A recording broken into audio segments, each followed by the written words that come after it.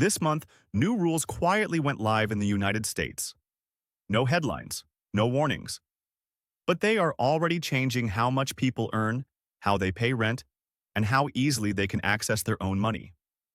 Most Americans won't realize what changed until it hurts. Something important shifted, and it didn't come with breaking news alerts or press conferences. Today, I'm breaking down new U.S. rules that quietly started this month, what they actually mean, and why you may already be feeling the impact without knowing the cause. Let's start with work and pay. Across several states, new labor and pay-related rules have come into effect. They sound technical, but they directly affect paychecks. Some workers are seeing overtime rules adjusted. Others are affected by minimum wage changes.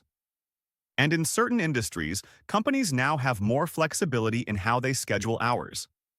In simple terms, some people are working fewer paid hours. Others are finding it harder to qualify for overtime. Many won't notice until their paycheck suddenly looks smaller.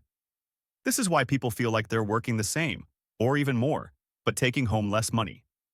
Now let's talk about banking and money. New compliance and monitoring rules for banks and payment platforms have started. Officially, they're about security and risk control.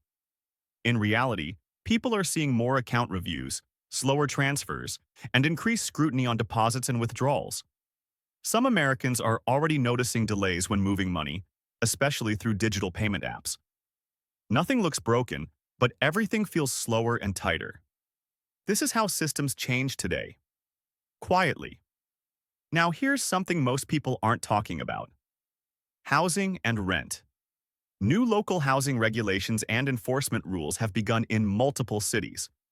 They're meant to protect renters and stabilize housing, but the unintended result is that landlords are becoming stricter, approvals are tougher, and rent increases are being passed through faster.